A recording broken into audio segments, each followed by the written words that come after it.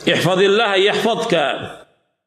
Jagalah Allah, maka Allah akan menjagamu. Kita akan bahas tentang jagalah Allah, baru setelah itu yahfazka, Allah akan menjagamu. Kata-kata ihfazillah, jagalah Allah, dijelaskan oleh Imam Ibn Rajab Al-Hambali. Yang dimaksud dengan menjaga di sini yaitu ihfaz hududahu wa huquqahu wa awamirahu wa nawahi. Maksudnya jagalah batas Allah, yaitu jagalah haknya, menjaga perintah-perintahnya, menjaga larangan-larangannya.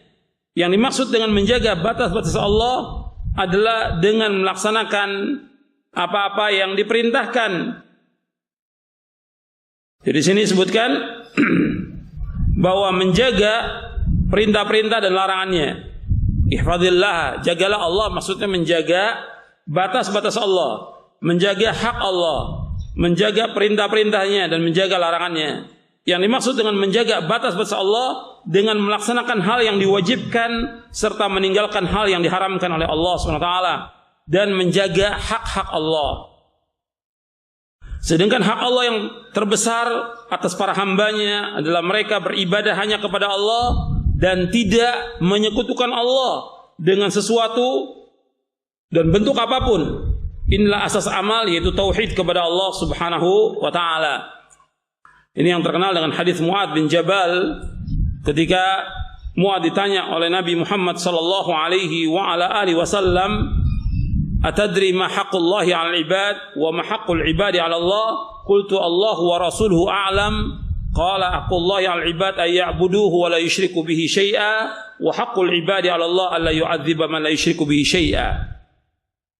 Wahai Mu'adz, tahukah engkau apa hak Allah yang wajib dipenuhi oleh para hambanya dan apa hak hamba atas Allah? Mu'adz menjawab, Allah dan Rasulnya yang lebih mengetahui. Beliau bersabda, hak Allah yang wajib dipenuhi oleh para hambanya supaya mereka beribadah hanya kepada Allah saja dan mereka tidak boleh berbuat syirik dengan sesuatu apapun juga. Artinya mereka tidak boleh menyekutukan Allah dengan sesuatu apapun juga. Sedangkan hak hamba yang pasti dipenuhi oleh Allah adalah bahwa Allah tidak akan menyiksa orang yang tidak berbuat syirik sedikit pun kepadanya. Hadis ini sahih riwayat Bukhari, Muslim, Tirmidzi, Ibnu Majah dan yang lainnya. Ikhwan fillah, azakumullah. Ini yang pertama tentang menjaga Allah, yaitu kita mentauhidkan Allah, menjauhkan segala macam perbuatan syirik, baik itu syirkun akbar maupun syirkun asghar. Tauhid ini merupakan asas. Makanya dakwah para nabi dan para rasul memulai dakwanya dengan tauhid. Dan ini harus terus, nggak boleh berhenti. Dakwah ini harus terus. Artinya Nabi SAW mendakwakan dakwah tauhid seumur dari risalah dakwah 23 tahun. Kemudian menjelang akhir hayatnya Nabi dakwakan lagi untuk mentauhidkan Allah, menjauhkan syirik. Padahal kondisi umat pada saat itu sudah mentauhidkan Allah, menjauhkan syirik. Sampai 5 hari menjelang wafat pun Nabi tegakkan dakwah tauhid ini kepada para sahabat. Sampai menjelang naza' sakaratil maut, Nabi ingatkan lagi. Sampai Nabi bersabda, la'anallahu al-yahuda wan nasara ittakhadhu qubur anbiya'i masajid. Mudah-mudahan Allah melaknat orang-orang Yahudi dan Nasrani karena mereka menjadikan kubur-kubur nabi mereka sebagai tempat ibadah.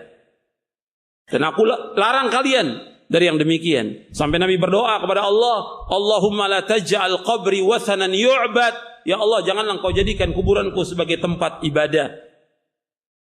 Artinya orang-orang menyembah atau datang ke kuburnya untuk beribadah kepadanya. Nabi berdoa kepada Allah. Jadi ikhwan fillah, azakumullah, tauhid ini harus terus dikaji. Dan antum perhatikan, meskipun kita sudah mengkaji kitab tauhid, atau antum sudah tamat kitab tauhid, ushul tsalatsah sudah tamat, kitab tauhid sudah tamat, dengan syarahnya Fathul Majid atau Al-Qaul Mufid atau I'anatul Mustafid, atau antum sudah selesai membahas tentang syarah akidah wasithiyah atau yang lain, tetap harus dikaji lagi tentang tauhid. Tetap harus terus. Dan antum perhatikan, ada hal yang kadang-kadang hilang dari kita, yaitu apa? Kurangnya keikhlasan kita kepada Allah SWT. Kita nggak menyembah kubur, nggak menyembah berhala, nggak menyembah yang lain, tapi kadang-kadang hilang keikhlasan itu. Ada syirik yang tersembunyi, yang kadang-kadang kita nggak hati-hati. Padahal ini yang Nabi SAW khawatirkan lebih dari fitnah Dajjal. Syirik kecil yaitu riya, itu yang dikhawatirkan oleh Rasulullah SAW kepada generasi yang terbaik dari umat ini. Inna akhwafa ma akhafu alaikum syirkul asghar. Sesungguhnya yang paling aku takutnya sekalian syirik yang kecil. Ini Nabi bersabda kepada sahabat. Hadis ini sahih dari Imam Ahmad. Yaitu apa ya Rasulullah? Syirik kecil itu riya. Makanya kurangnya keikhlasan kita, atau dia melakukan amal-amal soleh yang bukan dia mengharapkan ganjaran atau mencari wajah Allah atau ingin mencari surga, tapi dia mengharapkan dunia. Ingin mengharapkan sesuatu dari dunia. Hatta kita belajar aja ya khawani fiddin, kita belajar. Tapi kita ada sesuatu yang kita harapkan dari belajar kita, maka tidak akan mencium aroma surga. Apalagi lain dari itu. Nabi bersabda dalam hadis yang sahih, "Man ta'allama ilman mimma yubtagha bihi wajhullah, la yata'allamuhu illa liyusiba bihi 'aradan min ad-dunya, lam yajid arfal jannati yaumal qiyamah."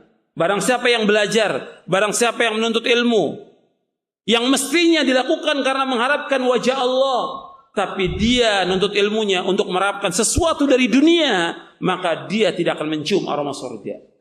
Hadis ini sahih, diriwayatkan oleh Imam Ibnu Majah dan yang lainnya. Jadi hati-hati kita. Makanya kita tetap berusaha bagaimana kita mentauhidkan Allah, mengajak orang kepada tauhid dan juga mengajak diri kita. Dan kita ikhwan fillah, jazakumullah, meskipun kita sudah belajar tentang tauhid, tapi apakah tauhid itu sudah meresap dalam hati kita sehingga tawakal kita tambah kuat kepada Allah, takut kita kepada Allah tambah kuat, kemudian juga harap kita kepada Allah dan yang lainnya. Nah, ini harus ditumbuhkan. Terutama nanti juga yang kita bahas lagi, iman kepada al-qadha dan qadar sudah betul-betul kuat belum dalam hati kita. Maka ini harus kita jaga. Tentang tauhid ini yang pertama harus kita jaga. Karena ini hak yang terbesar, yang hak Allah yang wajib dipenuhi. Jangan sampai kita jatuh dalam perbuatan syirik. Sebab kalau syirik, maka akan hapus amal-amal kita. Lain asyrakta la yahbatanna amaluka wa la takunanna minal khasirin. Seandainya engkau berbuat syirik, akan hapus amal-amalmu dan engkau termasuk orang-orang yang merugi.